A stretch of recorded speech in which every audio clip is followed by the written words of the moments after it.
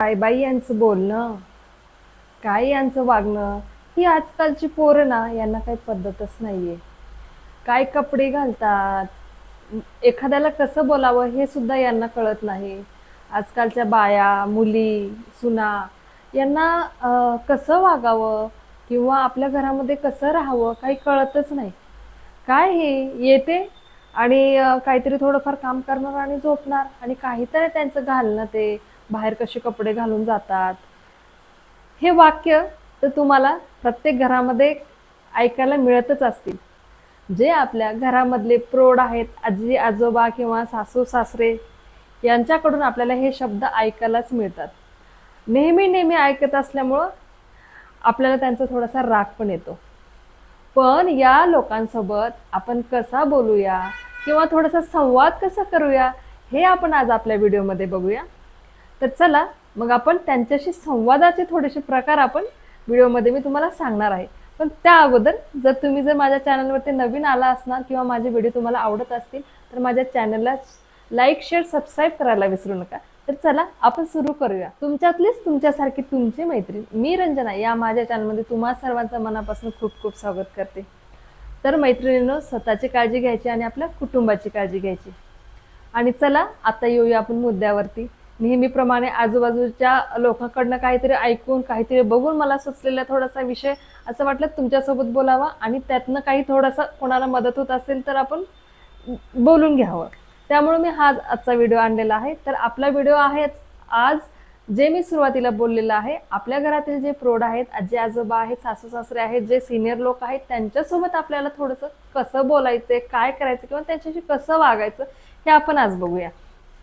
तर जास्तीत जास्त हे जे आहे म्हणजे यांच्याशी जास्त संपर्क येतो तो आपल्या घरातील महिलांचा, सुनांचा, सासूचा. हे तर म्हणजे प्रत्येकाच्या इथंच ऐकण्यात मिळतं की यांचं काहीतरी चालतंय, त्यांच्या इथं काहीतरी चालतंय, असंच होतच असतं. मग तर जसं मी काहीतरी वाक्य तुम्हाला म्हणून दाखवले की काय हे मुलं आजकालची काय घालतात, पण काय ही बायका, यांचं बोलणं काय, यांचं वागणं काय. आमच्या जमान्यात असं नव्हतं बाबा. हे आमच्या वेळेस आम्ही असं करत नव्हतो किंवा आमच्या वेळेस असा प्रकार नव्हता.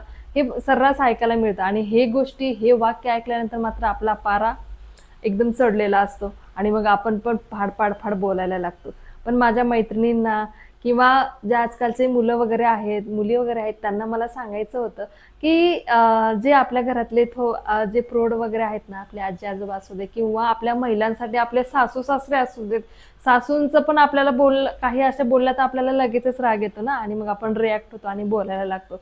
पण मला एक तुम्हाला सांगायचं होतं की हा विचार म्हणजे हे जे बोलणं आहे हे होतं ते आपल्या त्यांच्यामधला आणि आपल्यामधला गॅप किंवा त्यांच्या काळामध्ये जे चालायचं आणि आता जे आहे प्रगतिशील जो जमाना झालेला आहे त्याच्यामध्ये जे आहे त्याच्यामुळे हे साहजिकच आहे की त्यांना काहीतरी वेगळं वाटते, काहीतरी वेगळं जाणवतं म्हणून ते आपल्याला बोलतात.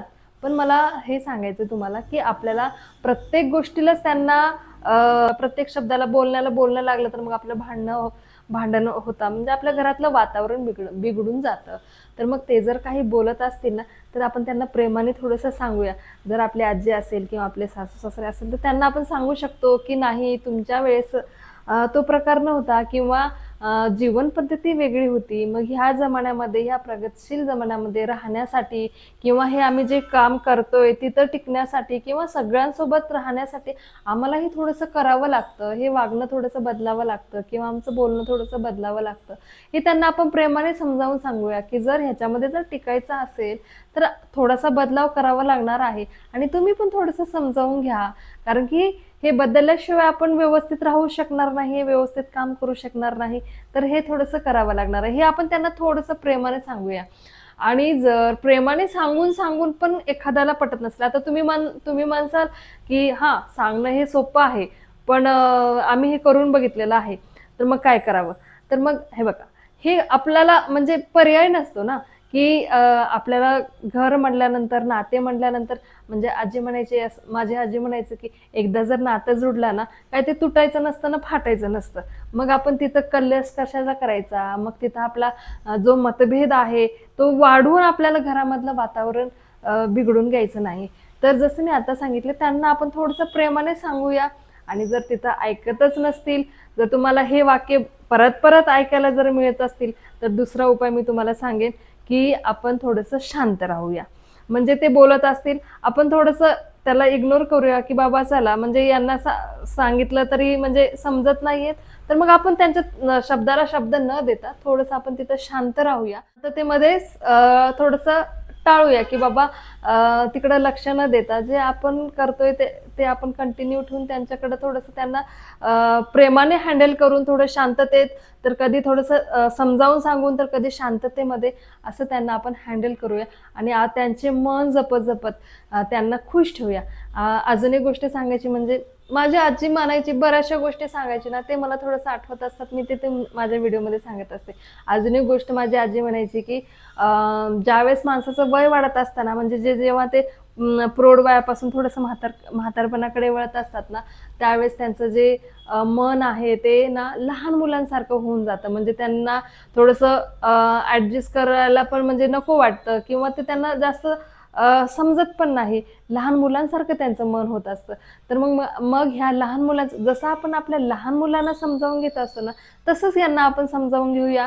कधी शांत राहून समजावून घेऊया, तर कधी त्यांना प्रेमाने सांगून समजून घेऊया. आणि या पद्धतीने आपण एकदम आनंदाने आपला संसार करूया, आनंदाने आपण जगूया आणि त्यांना पण आनंदामध्ये ठेवूया. तर आजचा माझा हा छोटासा प्रयत्न होता, की आपल्या घरातले जे सीनियर लोकं आहेत, त्यांना आपण कशाप्रकारे हँडल करू शकतो आणि ते पण त्यांना पण आनंदी ठेवायचं आणि आपण पण आनंदी राहू शकतो. हा माझा छोटासा प्रयत्न होता. तर हा छोटासा प्रयत्न, हा छोटासा व्हिडिओ तुम्हाला कसा वाटला, मला नक्की सांगा आणि माझ्या चॅनलला लाईक, शेअर, सबस्क्राईब करायला विसरू नका. धन्यवाद.